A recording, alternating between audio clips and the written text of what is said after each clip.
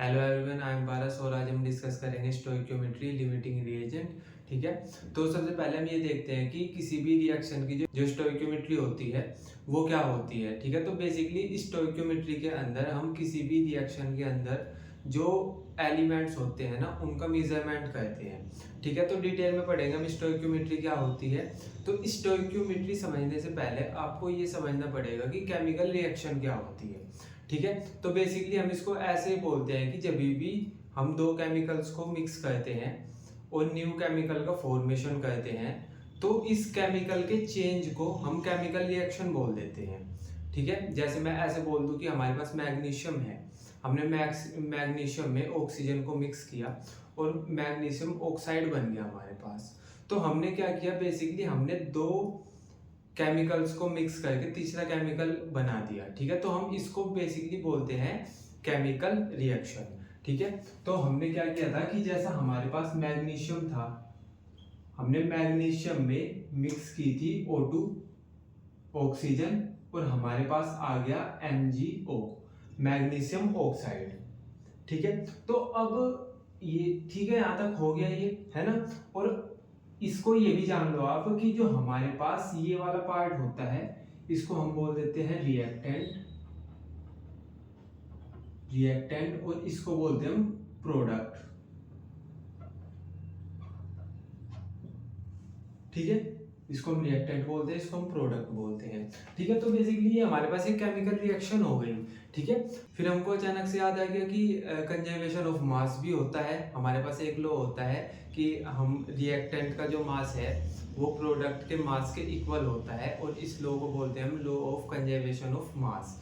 ठीक है, तो हमको क्या कहना होता है, बेसिकली जो रिएक्टेंट का मास होता है उसको प्रोडक्ट के मास के इक्वल ही रखना होता है। अब हम उसको इक्वल कैसे रखते हैं, तो हम क्या कहते हैं कि जो रिएक्टेंट में एलिमेंट्स के एटम हैं उनके नंबर्स को प्रोडक्ट के जो एलिमेंट्स के एटम है उसके इक्वल कर देते हैं। तो होता क्या है कि हमारे पास रिएक्शन बैलेंस हो जाती है। तो अब हम ये देखें कि हम किसी भी रिएक्शन को बैलेंस कैसे करें। ठीक है, तो जैसे हमारे पास ये रिएक्शन है, हमको इसको बैलेंस करनी है। तो आप पहले ये देख लो कि यहाँ पर एक मैग्नीशियम है और दो एटम ऑक्सीजन के हैं और यहाँ पे एक मैग्नीशियम है और एक ही ऑक्सीजन है। ठीक है, तो हम क्या करेंगे कि यहाँ पे 2 एटम है ऑक्सीजन के, तो हम यहाँ पे 2 लिख देंगे। अब हमने यहाँ पे 2 लिख दिया तो क्या हुआ, 2 ऑक्सीजन के एटम हो गए, यहाँ पे 2 एटम है ऑक्सीजन के, यहाँ पे 2 मैग्नीशियम के एटम हो गए। ठीक है, लेकिन यहाँ पे मैग्नीशियम कितना है 1, तो हम इसको भी 2 कर देंगे।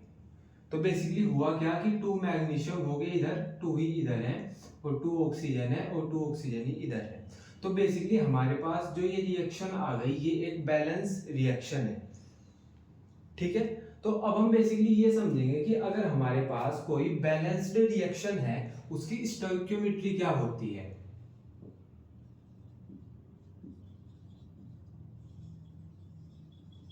उसकी जो स्टोइकियोमेट्री होती है किसी बैलेंस रिएक्शन की वो क्या होती है। ठीक है, तो मैं एक एग्जांपल लिख रहा हूं, हमारे पास एक बैलेंस रिएक्शन लिख रहा हूं मैं यहाँ पे।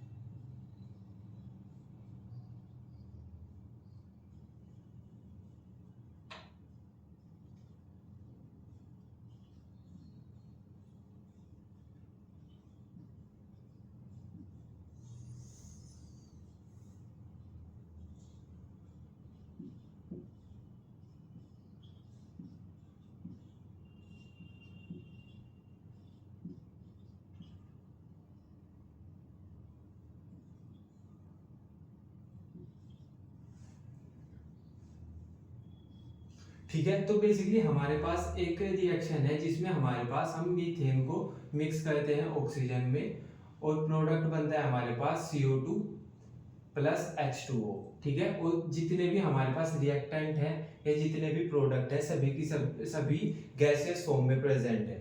ठीक है, तो बेसिकली अब हम हमारे पास एक बैलेंस्ड इक्वेशन है।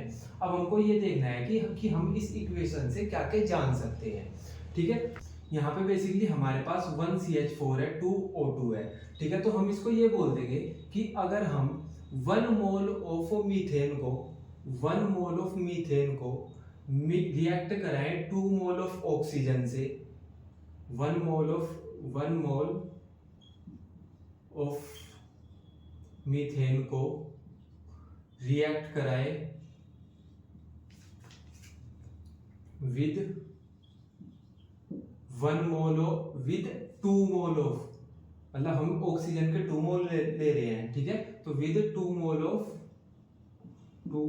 Of oxygen gives to 1 mole of CO2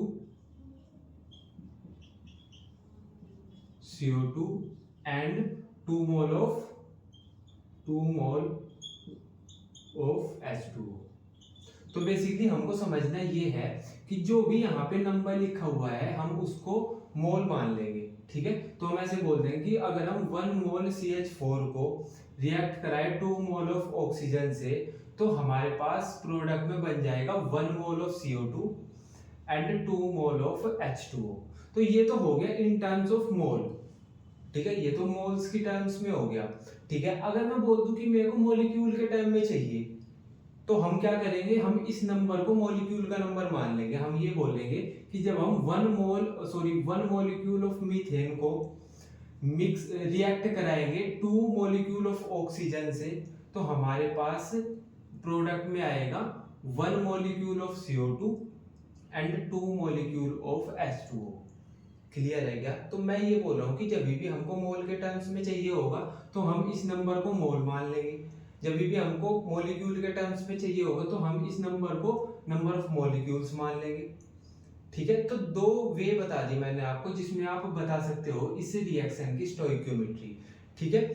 third है कि हमारे पास हमको ग्राम में चाहिए, तो हम क्या करेंगे, इसका मोलर मास निकाल लेंगे, ठीक है। तो अगर मैं CH4 का मोलर मास निकालूं तो वो क्या आ जाएगा, जो कार्बन होता है इसका जो एटॉमिक मास होता है वो होता है 12, हाइड्रोजन का होता है 1 × 4, तो ये आ जाएगा हमारे पास 16 ग्राम, ठीक है। तो इसका जब हमने मोलर मास निकाला तो वो आ गया 16 ग्राम। जब हम इसका मोलर मास निकालेंगे तो ये क्या आ जाएगा, 2 × 16 और इंटू 2, क्योंकि 2 है ना हमारे पास, यहाँ पे 2 मॉलिक्यूल है हमारे पास ऑक्सीजन के, तो हमने यहाँ पे 2 की मल्टीप्लाई कर दी, ठीक है। तो ये क्या आ जाएगा यहाँ पे 64, तो ये आ जाएगा 64 ग्राम, ठीक है। ऐसे ही जब हम इसका निकालेंगे तो ये आ जाएगा कार्बन का जो हमारे पास एटॉमिक मास होता है वो 12 और 2 × 16, ठीक है, तो ये आ जाएगा 44 ग्राम, ठीक है। और जब हम इसका निकालेंगे तो ये आ जाएगा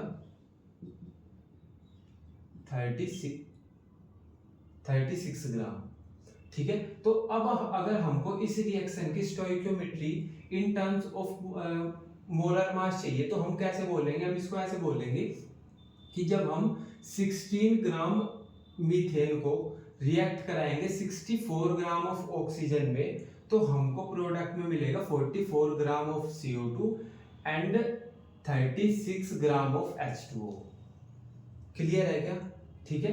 तो बेसिकली हम एक बैलेंस इक्वेशन को देके उसकी स्टोइकियोमेट्री लिखेंगे, ठीक है, और उसको हम 3 तरह से लिख सकते हैं। एक में तो हम करेंगे कि इन टर्म्स ऑफ मोल लिख देंगे, ठीक है, सेकंड में हम इन टर्म्स ऑफ मॉलिक्यूल लिख देंगे और थर्ड में हम in terms of molar mass लिख देंगे। तो बेसिकली ये कुछ पॉइंट्स मैंने लिखे हुए हैं, ठीक है, तो अभी इनको देख लेते हैं, है ना। स्टोइकियोमेट्री देख लेते हैं, उसके अंदर हमने पढ़ा था केमिकल रिएक्शन, तो ये बोलते whenever a chemical change occur we can say that chemical reaction has taken place. तो हम बोलते हैं कि जब भी केमिकल्स के बीच में चेंज होता है उसको हम बोल देते हैं कि यहाँ पे केमिकल रिएक्शन हो रही है, ठीक है। हमने क्या किया, मैग्नीशियम को ऑक्सीजन में मिलाया तो हमने मैग्नीशियम ऑक्साइड बना लिया, ठीक है। मैग्नीशियम और ऑक्सीजन को हम रिएक्टेंट बोल देंगे और मैग्नीशियम ऑक्साइड को हम बोल देंगे प्रोडक्ट, ठीक है। फिर हम बात करते हैं हम बैलेंस्ड केमिकल इक्वेशन की। क्यों बैलेंस्ड क्यों कह रहे हैं हम, क्योंकि हमारे पास एक लॉ होता है, law of conservation of mass. ये बोलता है कि जो हमारे पास रिएक्टेंट है और जो हमारे पास प्रोडक्ट है इनका मास इक्वल होना चाहिए, ठीक है। तो हम इसलिए इनको बैलेंस करते हैं कि इनका मास इक्वल हो जाए। और बैलेंस करने के लिए क्या करते हैं हम कि जो इन एलिमेंट्स के एटम है उनको हम इन इन एलिमेंट्स के एटम के इक्वल कर देते हैं। देखो, number of atoms of each element remains the same before and after a chemical reaction. तो केमिकल रिएक्शन से बिफोर और आफ्टर वाले जो एलिमेंट्स हैं उनके नंबर, उनके एटम्स के नंबर को हम इक्वल कर देते हैं। ठीक है, जैसे हमने क्या किया इस वाले रिएक्शन में 2 कर दिया हमने Mg को और प्लस O2, तो हमारे पास ये 2 MgO होगी, है ना, हमने अभी देखा था ये सब। ठीक है, तो ये हमारे पास एक बैलेंस्ड केमिकल रिएक्शन हो गई। ठीक है, इसके बाद देखते हैं हम कि हमारे पास बैलेंस्ड केमिकल इक्वेशन स्टोइकियोमेट्री। ठीक है, कि हमको जो बैलेंस्ड केमिकल इक्वेशन होती है वो हमको क्या क्या बताती है। ठीक है, तो मैंने एक यहाँ पे ये बैलेंस्ड इक्वेशन लिखी जिसमें मीथेन है गैसियस फॉर्म में, वो ऑक्सीजन से रिएक्ट करती है और वो CO2 मतलब कार्बन डाइऑक्साइड और H2O का फॉर्मेशन करती है। इसको हम रिएक्टेंट बोलते हैं, इसको हम प्रोडक्ट बोलते हैं। ठीक है, तो पहले हमको ये रिएक्शन क्या बताती है, फर्स्ट पॉइंट ये बताती है कि 1 मोल ऑफ CH4 यहाँ पे 1 मान लेंगे ना हम। ठीक है, तो इसको बोल देंगे हम 1 mole of CH4 react with 2 mole of oxygen. हमने 2 मोल क्यों लिया ऑक्सीजन में, क्योंकि इसके साथ यहाँ पे 2 की मल्टीप्लाई हो रखी है, तो हमने इसको 2 मोल मान लिया। ठीक है, with react 2 mole of oxygen two gives 1 mole of CO2 and 2 moles of H2O, तो 2 मोल्स ऑफ H2O। आई गई वाली चीज समझ में। ठीक है, तो बेसिकली हमारे पास जो रिएक्टेंट है वो जो प्रोडक्ट है उनके साथ जिस भी नंबर की मल्टीप्लाई हो रखी है उसको हम मोल मान लेंगे। क्लियर है। ठीक है, फिर इसके बाद ये तो होगी अगर हमको मोल्स की टर्म्स में चाहिए सारी इंफॉर्मेशन। अगर हमको चाहिए मॉलिक्यूल की टर्म में तो उसको देख लो, हम बोल देंगे कि 1 मॉलिक्यूल ऑफ CH4, जो ये नंबर मल्टीप्लाई हो रखा था जिसको हम मोल मान रहे थे उसको अभी हम मॉलिक्यूल का नंबर मान लेंगे। ठीक है, हम बोल देंगे 1 molecule of CH4 react with 2 molecules of CO2, 2 molecules of O2 to give 1 molecule of CO2, तो ये देगा 1 molecule of CO2 and 2 molecule of H2O, 2 molecule of H2O। Clear है क्या। ठीक है, तो ये हो गया अगर हम मॉलिक्यूल्स के टर्म्स में देखना चाहें। क्लियर है। इसके बाद आता है कि अगर हम मोलर मास के टर्म्स में देखना चाहें तो हम क्या करेंगे, इन चारों के मोलर मास को फाइंड आउट करेंगे। मोलर मास कैसे फाइंड आउट करते हैं, एटॉमिक मास से। कार्बन का एटॉमिक मास होता है 12, हाइड्रोजन का होता है 1, तो हम इसको जब ऐड करेंगे तो ये आ जाएगा 16 ग्राम। ठीक है, तो ऐसे ही हम सबका फाइंड आउट कर लेंगे। ठीक है, फिर हम बोलेंगे कि 16 gram of methane react with 2 × 32 gram of oxygen, मतलब 64 gram of oxygen. 16 gram of methane react with 64 ग्राम, यहाँ पे मैंने लिख दिया 2 × 32, तो वही है 2 × 32 is equal to 64 gram of oxygen. ठीक है, to gives 44 gram of CO2 and 2 × 18 gram of H2O, means की 36 ग्राम ऑफ H2O। क्लियर है क्या। ठीक है, तो बेसिकली ये बोलते हैं कि अगर हम 16 ग्राम CH4 को रिएक्ट कराएंगे 64 ग्राम O2 से, तो हमारे पास जो प्रोडक्ट बनेगा वो होगा 44 gram of CO2 and 36 gram of H2O। Clear है क्या। ठीक है, अभी जब हम क्वेश्चन सोल्व करेंगे तो इन सब की हमको जरूरत पड़ेगी। क्लियर है। तो अभी हम ये जानेंगे कि लिमिटिंग रिएजेंट क्या होते हैं। ठीक है, तो इसको आप ऐसे समझो कि अगर मैं आपको बोलूं कि आपको ना एक कार बनानी है और मैं बोल दूं कि मैं आपको दे रहा हूँ 4 टायर और एक बॉडी। ठीक है, तो आप इजीली एक बॉडी होगी आपके पास, 4 टायर होंगे, आप एक कार बना दोगे। ठीक है, लेकिन अगर मैं आपको ऐसे बोल दूं कि मैं आपको दूं 2 कार की बॉडी दूं और मैं 6 टायर दूं, तो क्या आप अब 2 कार पूरी कंप्लीट बना पाओगे? नहीं बना पाओगे। क्यों? क्योंकि आपके पास टायर कम पड़ जाएंगे। ठीक है, तो मैं बेसिकली ये बोल रहा हूँ कि आपके पास रिएक्टेंट क्या है, कार की बॉडी और टायर्स, प्रोडक्ट क्या बन रहा है, कार। ठीक है, तो अब अगर इन दोनों चीज में से जो हमारे पास रिएक्टेंट है 2, कार की बॉडी है और टायर्स है, ठीक है, ये दोनों रिएक्टेंट है, अगर इन दोनों रिएक्टेंट में से एक भी चीज कम है तो हमारे पास 2 कार नहीं बन पाएंगी। मतलब अगर मैं बोल दूं कि 2 बॉडी है हमारे पास और 6 टायर हैं, तो 2 कार को बनाने के लिए 8 टायर चाहिए होते हैं, हमारे पास 6 टायर हैं, तो यहाँ पे जो हमारे पास टायर हैं वो कम पड़ रहे हैं, तो हम इसको ऐसे बोल देंगे कि जो यहाँ पे टायर्स है वो लिमिटिंग रिएजेंट है। क्लियर है क्या। ठीक है, तो बेसिकली रिएक्शन के अंदर वो वाला रिएक्टेंट जो पहले खत्म हो जाता है, जो पहले कंज्यूम हो जाता है पूरा, उसको हम बोल देंगे लिमिटिंग रिएजेंट। क्लियर है क्या? ठीक है, तो मैंने यहाँ पे लिखा भी हुआ है कि हमारे पास लिमिटिंग रिएजेंट क्या होते हैं, the reactant which is first consumed in a reaction.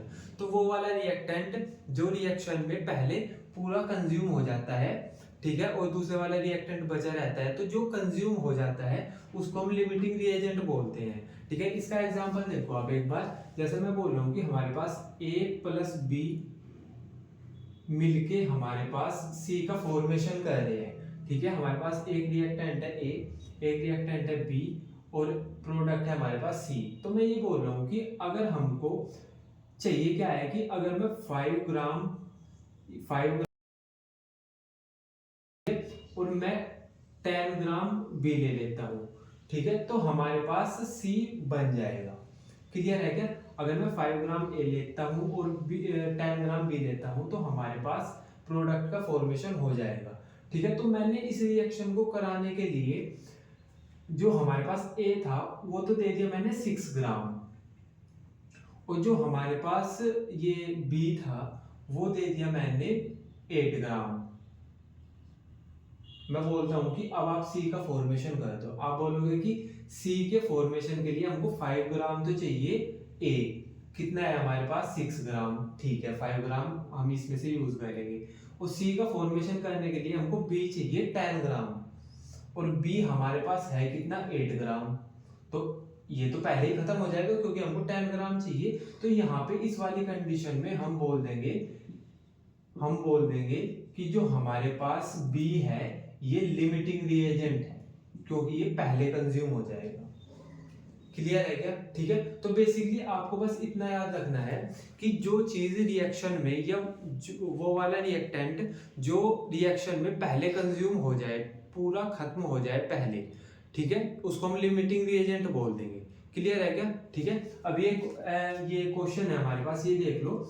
In a reaction A plus B2 AB2 हमारे पास एक रिएक्शन दे रखी है, identify the limiting reagent if any in the following reaction mixture. तो ये बोलते हैं कि हमारे पास 5 पॉसिबिलिटी दी है इन्होंने, वो ये बोल रहे हैं कि इनमें से आप लिमिटिंग रिएजेंट को फाइंड आउट कर लो। क्लियर है क्या? ठीक है, तो हम सबसे पहले हम देखते हैं कि इन्होंने हमको जो इंफॉर्मेशन दी है वो एटम्स की टर्म्स में दे रखी है, एटम्स और मॉलिक्यूल की, जो मैंने आपको अभी लिखना सिखाया था। तो हम हमारे पास सिंपल ये वाली रिएक्शन है, हम पहले एटम्स की फॉर्म में ही लिखेंगे। कैसे? हम ये देखेंगे कि हमारे पास जो रिएक्शन है उसमें अगर एक ए एटम 1 एटम को अगर हम मिक्स करेंगे 1 मॉलिक्यूल में, और मॉलिक्यूल किसका है वो B2, और एटम है हमारे पास A, तो हमारे पास 1 मॉलिक्यूल का फॉर्मेशन होगा, 1 मॉलिक्यूल का फॉर्मेशन होगा, और मॉलिक्यूल होगा AB2। कैसे लिखा हमने? मैंने अभी आपको लिखना भी सिखाया था कि हम ऐसे बोल देंगे कि जिस नंबर की मल्टीप्लाई A के साथ हो रखी है हमारे पास उतने ही एटम है। तो हम बोल देंगे कि 1 एटम को जब हम मिक्स करेंगे B2 के साथ, अब B2 में 2 एटम है तो हमने इसको मॉलिक्यूल बोल दिया। तो मैं इसको ऐसे बोल दूंगा कि जब हम एक एटम को एक B2 मॉलिक्यूल के साथ मिक्स करेंगे तो हमारे पास एक मॉलिक्यूल बन जाएगा AB2। ये हमारे पास इक्वेशन से हमको इंफॉर्मेशन मिली। अब इन्होंने क्या बोल रखा है कि ये बोलते कि हमारे पास 300 एटम्स है ए के है इनके पास 300 एटम्स, और 200 मॉलिक्यूल है हमारे पास बी के, 200 मॉलिक्यूल है हमारे पास बी के। तो ये बोलते कि मेरे को ये बता दो इन दोनों में से लिमिटिंग रिएजेंट कौन सा होगा। ठीक है, इन दोनों में से लिमिटिंग रिएजेंट कौन सा होगा। तो हमको पता है कि अगर हमारे पास एक एटम ए का हो और एक मॉलिक्यूल B2 का हो तो हमारे पास एक मॉलिक्यूल का फॉर्मेशन होगा। इसी तरह अगर 300 एटम हमारे पास ए के हो तो B2 के 300 मॉलिक्यूल होने चाहिए हमारे पास। ठीक है, तो B2 के हमारे पास 300 मॉलिक्यूल होने चाहिए, है कितने हमारे पास 200 मॉलिक्यूल। तो इसका मतलब ये है कि ये हमारे पास यहाँ पे लिमिटिंग रिएजेंट है। क्लियर है क्या? ठीक है, तो फर्स्ट वाले का आंसर क्या हो गया कि जो हमारे पास 300 एटम्स ऑफ ए है प्लस 200 मॉलिक्यूल्स ऑफ बी को अगर हम मिक्स करेंगे तो हमारे पास जो बी है ना, बी वो कम रह जाएगा। ठीक है, इसलिए हम बोल देंगे कि जो हमारे पास बी है वो लिमिटिंग रिएजेंट है। क्लियर है क्या इतना इतना सब? ठीक है, अब हम सेकंड वाले की बात करेंगे। अब ये बात कर रहे हैं मोल्स के टर्म में। ठीक है, तो अब एक बार मोल्स के टर्म में लिख ले क्या इसको। ठीक है, तो हम इसको ऐसे लिखते हैं कि अगर वन मोल ए को हम रिएक्ट कराए 1 मोल ऑफ बी टू से तो हमारे पास फॉर्मेशन होगा 1 मोल ऑफ AB2 का। अब ये देख लेते हैं, ये क्या बोलते हैं? बोलते हैं कि 2 मोल ऑफ ए हो और प्लस 3 मोल ऑफ बी हो। तो 2 मोल तो ए दे दिया इन्होंने और 3 मोल बी दे दिया, जबकि हमको दोनों इक्वल ही चाहिए होते हैं, क्योंकि हमने अभी देखा ना रिएक्शन में कि 1 मोल ए चाहिए 1 मोल B2 चाहिए, तब जाके 1 मोल AB2 का फॉर्मेशन होगा। इन्होंने दिया हमको 2 मोल ए और 3 मोल B2, तो हमको ये दोनों इक्वल चाहिए थे। लेकिन अभी हमको इन्होंने दिया क्या कि 2 मोल तो हमको इन्होंने ए के दे दिए, 3 मोल इन्होंने B2 के दे दिए। तो हमारे पास जब हम AB2 का फॉर्मेशन देखेंगे तो उसमें जो ए है उसके मोल कम पड़ जाएंगे। ठीक है, तो हम इसलिए ये बोल देंगे कि ये सेकंड वाले पॉइंट में हमारे पास जो ए है वो लिमिटिंग रिएजेंट है, मींस कि ए पहले कंज्यूम हो जाएगा रिएक्शन में। क्लियर है क्या? ठीक है, तो जो ए है वो लिमिटिंग रिएजेंट है हमारे पास सेकंड वाले पॉइंट में। ठीक है, अब बोलते हैं कि 100 एटम्स है हमारे पास ए के और 100 मॉलिक्यूल्स है हमारे पास बी के। तो ये वाला लग जाएगा यहाँ पे, तो भाई दोनों के इक्वल है ना, 100 एटम्स है हमारे पास ए के और 100 मॉलिक्यूल्स है बी के। यही चाहिए हमको कि एटम्स और मॉलिक्यूल्स के नंबर इक्वल हो। ठीक है, तो इन दोनों में से थर्ड वाले में हमारे पास कोई भी लिमिटिंग रिएजेंट नहीं होगा। ठीक है, तो हम ऐसे लिख देंगे कि नो लिमिटिंग रिएजेंट। क्लियर है क्या? ठीक है, अब फोर्थ वाले की बात कर लेंगे। ये बोलते कि 5 मोल तो हमारे पास ए है और 2.5 मोल ऑफ बी है, पर हमको तो दोनों इक्वल चाहिए। 1 मोल अगर ए है तो 1 मोल बी होना चाहिए। अब ये बोलते कि 5 मोल ए है और 2.5 मोल बी है, तो लिमिटिंग रिएजेंट कौन सा होगा? लिमिटिंग रिएजेंट होगा ये वाला, बी वाला। ठीक है, तो हम यहाँ पे लिख देंगे कि यहाँ पे जो लिमिटिंग रिएजेंट है वो बी है।